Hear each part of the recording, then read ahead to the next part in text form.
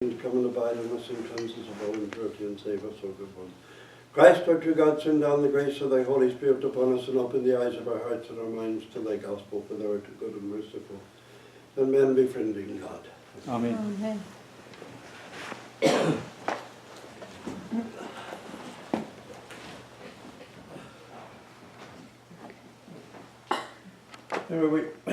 We were looking last time why Apostle Paul said he was a called apostle, and how he learned directly from Christ. He only went to the other apostles later. I mean, we saw that in the book of Acts, but again, addressing this letter, and he didn't always travel alone. Sometimes people are critical of the works of Apostle Paul or suggest that he didn't write them all, but as a matter of fact, we knew he didn't already. It's quite possible that Sosthenes, who was traveling with him, was the actual author of the epistle, or he and Paul took Paul's dictation, but would have phrased it in a little bit different kind of, it wouldn't have looked like things that Paul wrote with his own hand, because each writer has their own style. And it isn't that the epistles didn't all come from Paul. In the book of Romans, at the end of the book of Romans, it says, I, Tertius, who wrote this epistle. So we know Paul didn't write them all. He had different people to whom he dictated these things. And I'm not sure that the book of Romans actually originally appeared in Greek, in fact. People who live in an imperial system or under an empire almost always speak at least a fair amount of the language of the imperial power they live under. So any person living in Palestine or in Asia Minor would have known some Latin. A person as educated and bright as Apostle Paul likely knew a fair amount of Latin. He certainly spoke Greek as almost as his first language. He came from a very wealthy family, as we know, in an imperial city. Anybody born in Tarsus was a Roman citizen by birth, because it was an imperial city. And, as we mentioned before, Tarsus was where Cleopatra went when she wanted to meet Mark Antony. It was that important a city, an important harbor before it silted up, like Ephesus. And it was also a city with a high level of education and culture.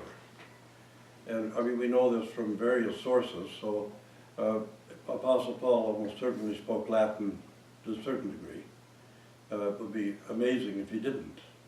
Afterwards, we know that he studied in Jerusalem with Gamaliel, and I think I've mentioned the great Rabbi Hillel many times, and as we had said before, Gamaliel was the grandson of Hillel. And so it was interesting what his spiritual lineage was, from whom he had learned. And in any case, when Paul is writing the letter to the Corinthians, we see that already the Corinthians began to identify with one or another apostle or preacher.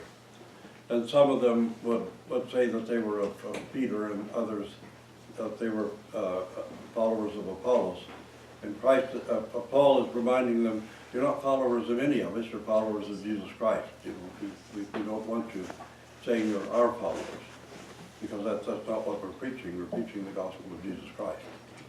But you already had that tendency to divide up and to choose a little bit of tribalism even within the Orthodox Church, and surround it with, I think one of you asked before about having a spiritual guide, and I'm a little bit reticent about it. It's too easy for people to take advantage of the idea that we have of having spiritual guides, spiritual fathers, elders, and all these things. Because nobody stands between you and Christ. No one stands between you and Christ. And it's nice to ask questions sometimes and talk things over, but to start thinking about spiritual fathers and elders and this sort of thing, sometimes quite negative. And you see how in Corinth people were already choosing up uh, who their spiritual father was, and it already caused a division in the church. See? You don't necessarily need spiritual fathers, you need to worship in the divine liturgy, and we need each other. More than anything else, we need one another. If somebody is more knowledgeable or more well-read, or maybe a little bit more, I don't like even to use the word spiritual too often, because spiritual is usually subjective emotionalism, but we do have to be cautious about identifying with one or another priest or bishop or spiritual father or elder or any of these things, because that's not what we're here for. We're here to be followers of Christ. And this came up already at Corinth, so very early in the church there was this tendency to tribalize according to who you thought was your spiritual leader in it. But our goal is in worshiping together, in praying together, and in our fellowship together, is for all of us to advance together at the same time, and for all of us to arrive at the proper place, sort of holding hands with each other spiritually. And this is the one way to avoid these kind of splits or divisions and envy as well, that even priests or people who think they're spiritual fathers begin to envy one another, and then you get enmities building up in the church and all. So it's better to think of ourselves as a community of people who are struggling in the same direction and trying to come to a place where we should be spiritually together, all of us together. And that was the main thing that we had talked about a little bit earlier. Apostle Paul didn't baptize everyone, and he couldn't remember who he baptized anyway. I think a couple of names popped into his mind, but not very many. So I wanted to go on to the next section. Apostle Paul is talking about the foolish things of this world and the weak things of this world are what God has chosen to make himself manifest, or to make his gospel known. And it's not that there's anything wrong with the wisdom of the world per se. It's just that the wisdom of the world is not necessarily illumined, it's experience.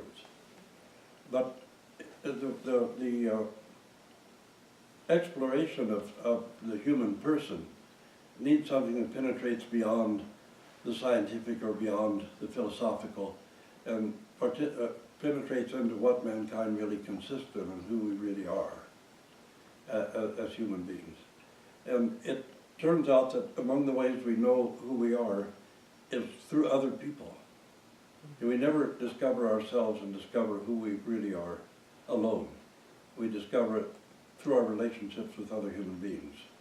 And of course, we contemplate and pray to truly discover ourselves, and to find the courage not to lie to ourselves about ourselves, but to accept our own weaknesses and shortcomings and failings and our own, psychiatric issues and all of these things, and try to live with them without hiding from ourselves someplace. And that's extremely difficult to do, because sometimes it's extraordinarily painful to discover ourselves, to really come to grips with our own self. It's a frightening thing, and nobody could think otherwise. And we talk about the weak, the beggarly things, as he uses that expression elsewhere, and the weak things. So one thing is for certain, our weaknesses are better friends than our virtues, because our virtues sometimes abandon us, but our weaknesses never abandon us. They stick around, and they're always there for us. Our virtues or our strengths are not always there for us. We have to struggle for them. But in looking at our own weaknesses and shortcomings and our own foolishness, if we take heart from Apostle Paul's words, that the weak and the foolish things of this world are how he's made his gospel manifest, how he's made his will manifest. And the other part of it is that there's no coercion in God. It's not through the strong or the powerful or the ones who are able to enact laws on his behalf, or the ones who are able to be enforcers of what he's teaching us, but choosing the weak and foolish things of the world, meaning our ordinary common humanity. Really, our ordinary common humanity. And enclosing that, encapsulating that, so that we place our hope on his strength and not our own strength. But we don't place our hope on his strength because we're afraid of him. You don't hope on somebody you're afraid of, you try simply to conform. But conformity is not morality. The idea that we should try to bully and force everyone into conformity deprives people of the freedom of morality. Because if you do something because you're afraid of punishment, you're not trying to do what's right, you're trying to avoid punishment. And it's just the law of self-preservation at work and not a transformation of the heart. That's at work. See, this is part of our problem that we've fallen into, expecting more of our humanity than we ought to expect of it. And because our humanity doesn't always live up to the ideal that some people set of what's righteous, what's holy, what's moral, and all these other things, they see that we don't as humans always live up to it. So some people think we have to resort to force or coercion, that we have to take away the liberty, take away the freedom of morality, and enforce it. And what we're enforcing is conformity, not morality. Because where there's no transformation of the inner person, there's no true morality, there's only conformity. You know, we don't need Christianity, we don't need any religion to find a balance of morality. The idea that we wouldn't be moral persons without religion is not true. You can find morality is very often just fulfilling one's best self-interest. We reach an accord with the rest of our culture, our society, and our culture or society declares those things moral which help that culture and society find stability and survive. And those things are immoral which undermine the stability of the society or culture. And so we're looking for something greater and higher than mere morality. And that is the transformation of the heart, so that we do through love and by nature those things which our Lord Jesus Christ taught us are the highest forms of morality. But morality consists far more in how well we care for one another than in what kind of behavior we demand of others. One of our problems is demanding more of others than we can fulfill ourselves. And as Christ put it, the lawyers, the scribes, and the Pharisees were placing burdens on the backs of others that they didn't fulfill even with one finger in it. So we demand that other people be superhuman while we're comfortable sometimes with ourselves being merely human in it. But it's through our weaknesses and through our foolishness that ultimately the power and the glory of God can be known in it. The one thing that we always have to remember, even when we fall into despair about ourselves or we tend to lose help about our own fallings and things, is that Christ loved us while we were still in our sin, while we were still alienated. While we were still in our alienation, he loved us and gave his life for us. And he gave his life for us not so that we would be coerced or forced into anything, but because we should be like metal attracted to a magnet when we see that profound and greatness of his love for us. But we shouldn't look to God, to Christ, to resolve all of our problems and our issues, because we weren't taken into bondage. We were taken into a heart that loves us, but we haven't been deprived or robbed of the freedom of morality, of the freedom of our proper behavior, that we ourselves still can make choices. And when we talked about the book of Genesis, remember, the main part of the story at the beginning is that God created from perfect love, and therefore he created with freedom. Because love given without freedom is an obsession, but it isn't love. And love demanded without freedom is a psychosis, but it isn't love. Love has freedom, and freedom has choice. Otherwise we couldn't be fully human. So why should we expect that God would take away our freedom to fall, to make mistakes, to pick ourselves up? And in falling and picking ourselves back up, we should be learning to be much more humble in how we look at one another and one another's failings and fallings. So we're talking about this idea of sin again, that it's easy to say somebody's in sin and we should avoid them or something. When we fall and we have to be picked up, it's better even when somebody else has to help pick us up, because that can open our hearts to an understanding and a love of the other person that prevents us from judging and condemning so much. So we can end foolish things in this world, and I suppose we're rather weak and foolish ourselves, but Jesus Christ became our wisdom for us, our wisdom from God and our righteousness and sanctification and redemption. That's why the great church in Constantinople is named Divine Wisdom. You know, it's interesting to me that some people want to name a parish after the great church, and they name it after Saint Sophia, and they think it's Sophia and her 3 daughters. How few people actually know that the name of the church is the Divine Wisdom, the Hagia Sophia.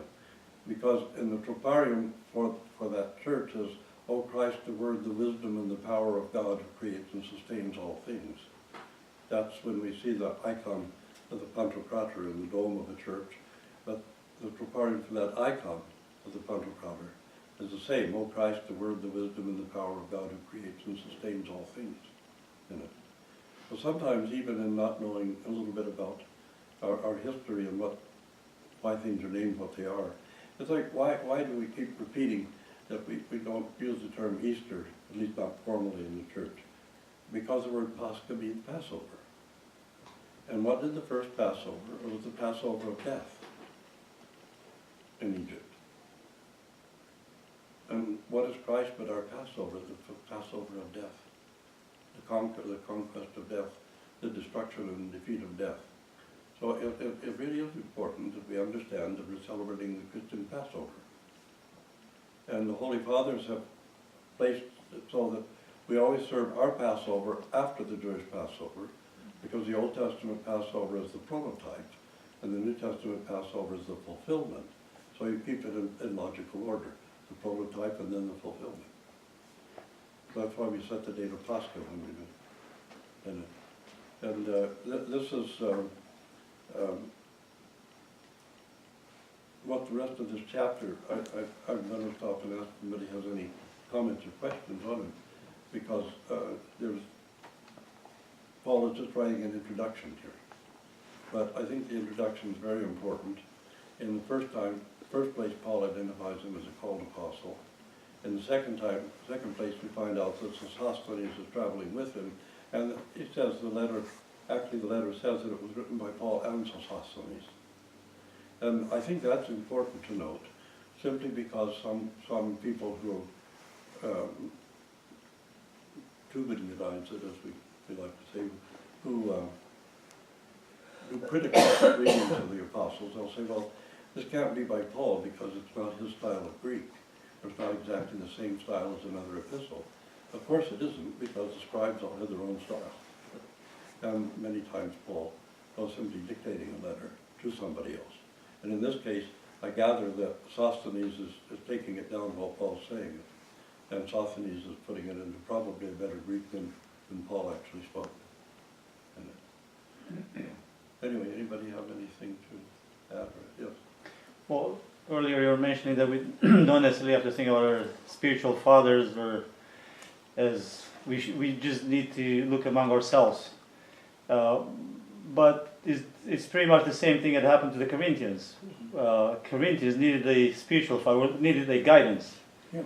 So I'm thinking even ourselves, if we wouldn't have a guidance, if we wouldn't have someone to explain us about Christ, would be no different than the tribes that were before the Englishmen came here. The tribes that are their own Manitou or whatever they call their god. So we still need some sort of a guidance. We cannot just, if I would go and ask Georgette, I would be like, or she asks me, it would be like blind leading the blind. Yeah, well, I mean, okay, that's what we're here for, because we're supposed to have read a lot of books and stuff. But, you know, we're supposed to have read the Holy Fathers and things.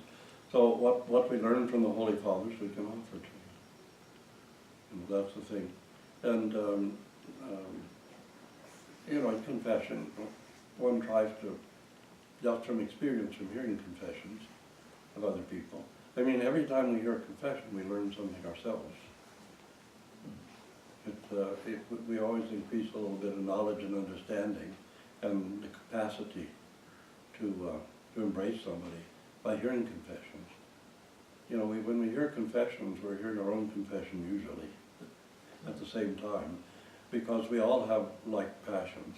But I meant something though else, that when we come to confession, when we're talking about sins, the first thing we have to remember is that when we talk about sin, we're talking about suffering. We're not talking about a person being a bad person or an evil person. We're talking about the inner human suffering that goes on in everyone.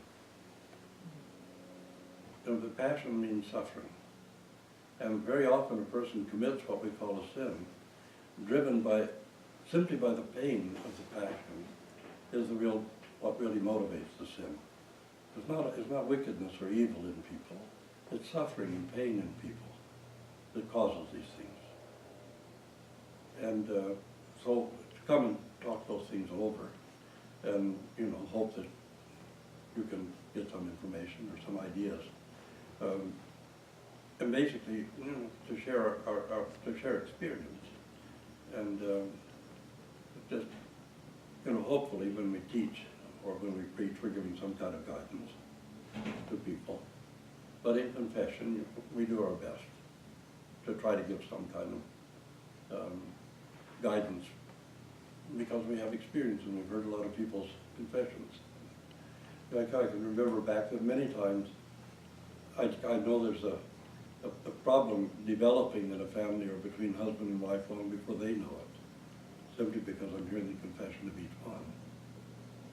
And I can't start talking about that openly with them because I couldn't violate confession. But you can start working on it early, somehow, trying to give some guidance and something.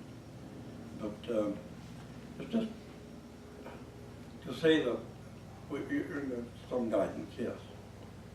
But to rivet oneself to a spiritual father as if that was something beyond the ordinary, beyond normal.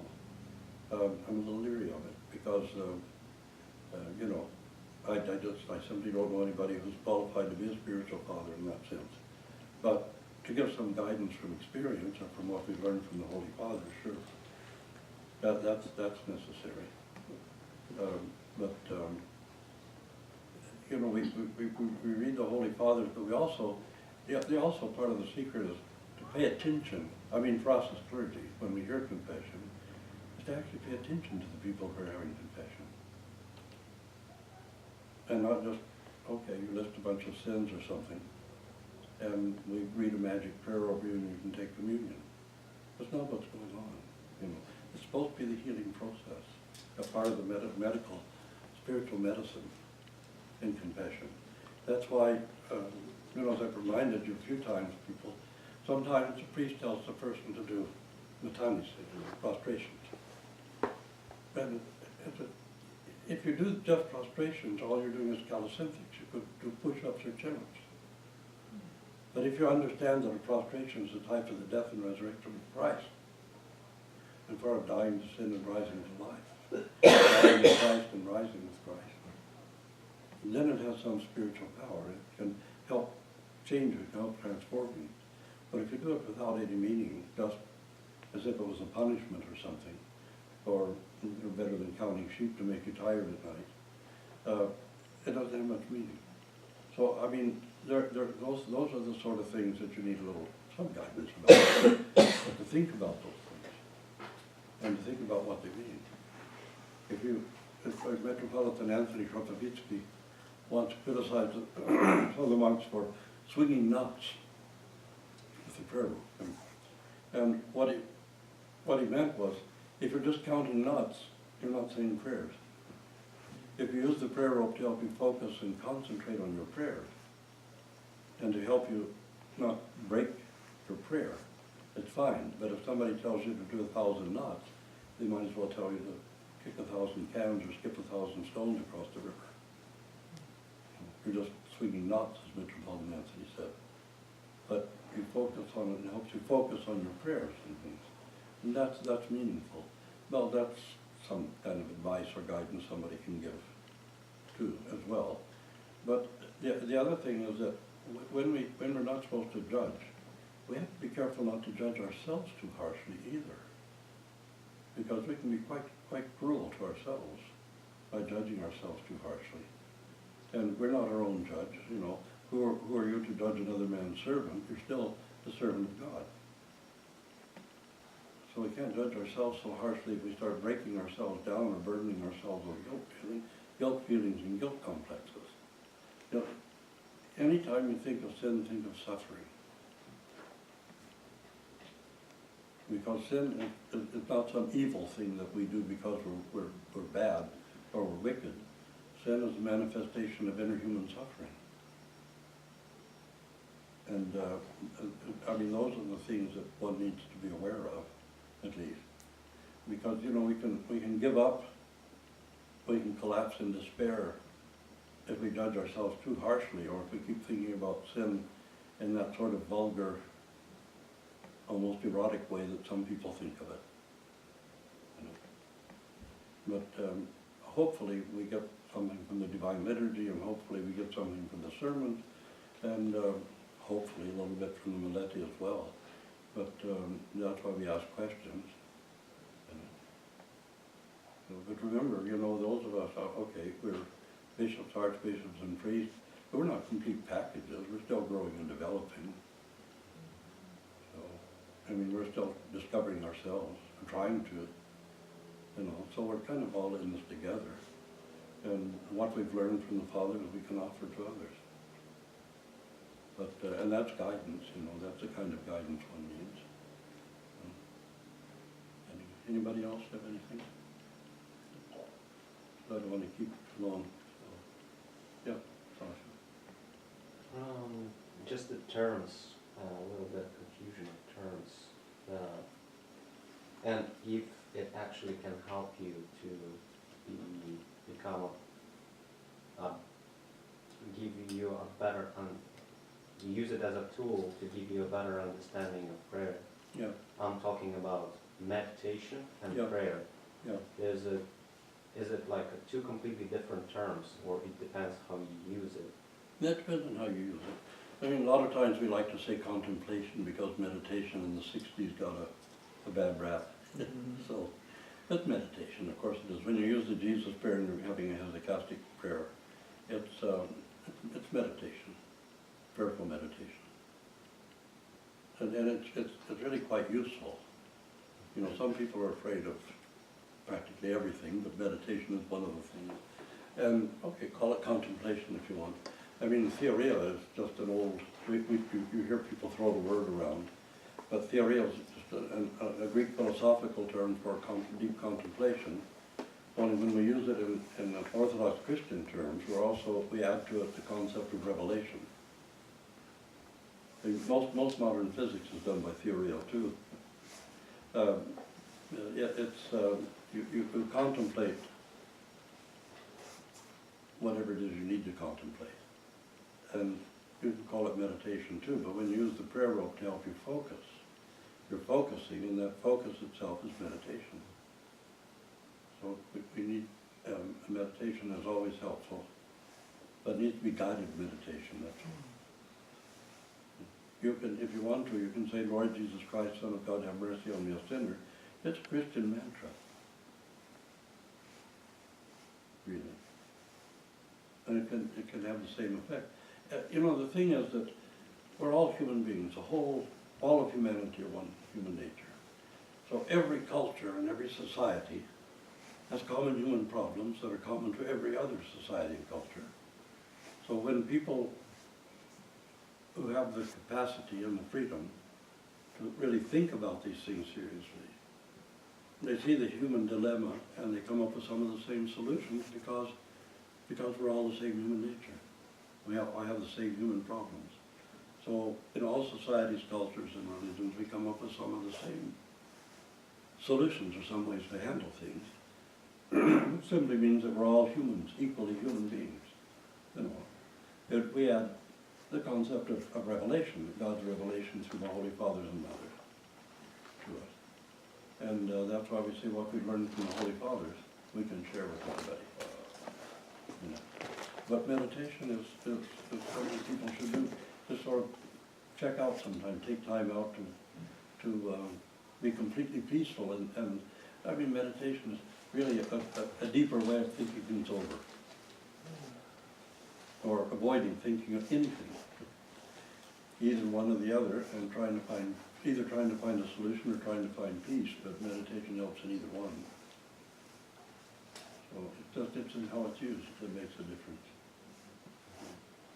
You know, it's like people get hysterical when they hear that somebody's taking yoga. I mean, they're not worshiping the elephant god. They're just trying to keep more limber and keep, you know, their limbs working better and keep a little bit of more peacefulness in their lives. It's not something foul or evil. It's how it's used. But you know, meditation is great when you're trying. I mean, a person should do a little bit of meditation every day, actually, because all it is taking time out from the emptiness and foolishness that preoccupies us, or even the serious-minded things that preoccupy us. Sometimes you have to break that circuit and take time out from it. Otherwise, your mind gets on overload, and before long you don't have any gigabytes left up there. So that's meditation's a good thing. I suggest trying to make sure you practice Orthodox Christian meditation. That's all. Anybody else have anything? But if we have problems or questions about spiritual life and about the kind of struggles that we face, I'm sure we should talk them over, and or even in confession or in a group. You know, in a few times we had the marriage clinics. What we really endeavored to do is show the humorous side of the problems between spouses or in the home, because it so often turns out to be so much the same. I mean, women don't like for you to squeeze the toothpaste tube from the middle, and they don't like you to leave the toilet seat up, and then women put those fluffy things on the toilet seat so they won't stay up, and there's a time when you need for it to stay up, and all these little things. That poem of St. Edna St. Vincent Millay, where she says, in the spring of the year and the fall of the year, there is much that is fine to see and to hear in the fall of the year and the spring of the year. And it's not love's passing that spoils my days, but that it went in little ways. It's all these petty little things we don't talk about, don't pay attention to, that really build up to something that can be, that can really undermine a marriage, undermine a relationship. So sometimes those things should be talked about as well. But sometimes it's hard for husband and wife to sit down and talk to each other about some of them, because sometimes you think, well, this irritates me, but it's petty, so I won't bring it up. Sometimes in a group it's easier to talk about things. But in a group of people who are in a spousal relationship and understand these things, I mean, whether it's common law or marriage or whatever, it's still a spousal relationship. And to just try to look at the humor of the things that sometimes bother us. But communication is so very important in all of this. I mean, real communication. You know. And remember, your spouse knows more about you than you know about yourself. And when you get in an argument, they'll let you know that they know more about you than you know about yourself. And you know, people have short memories until they get in an argument, then they can remember way back. It's all stored up back there for when you need it, for ammunition. So Anyway, anybody else have anything else to discuss? The only thing I'll say, if you seek spiritual guidance, just be extremely cautious where you seek it from. And I want to say that somebody who preaches hate and fear has never been touched by the grace of the Holy Spirit. It's not possible that they have a relationship with the Holy Spirit if they're preaching hate and fear. Now, how many times when the women came to the tomb said, "Don't be afraid." Today, don't be afraid. There's nothing to be afraid of. There's nothing to fear here. And God's not out to get you. And but He's given us freedom. You see, that's the thing. The freedom of morality, and to realize that when we're talking about even ordinary acts that somebody might call immoral or something like that, that these things are generally, honestly, most of the time, they're motivated by inner pain and fear.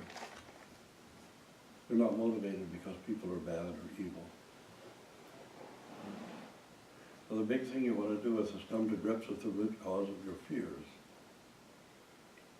And once you discover the source of your fears and the base of your fears, then you can make real spiritual advances because you know what you're going to build upon.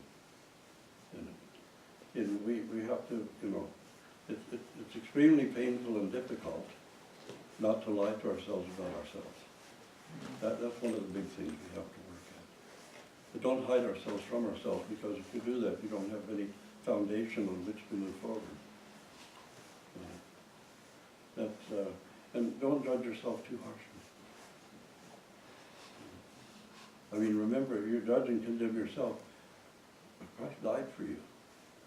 Be careful how you judge yourself. That's all. Anyway, that's all. It is truly meet to holy, blessed Theotokos, ever blessed and most pure, and the Mother of our God, more honorable than the cherubim, and more glorious beyond compare than the seraphim. Without corruption thou gavest birth to God the Word. True Theotokos, we magnify thee. Glory to Father, Son, and Holy Spirit, now and ever, and unto ages of ages. Amen. Lord have mercy, Lord have mercy, Lord have mercy, Vladika bless. God is with us by His grace and love for mankind always, now and ever, and unto ages of ages. Amen. Ispolite despota. Glory to God for all things. Amen.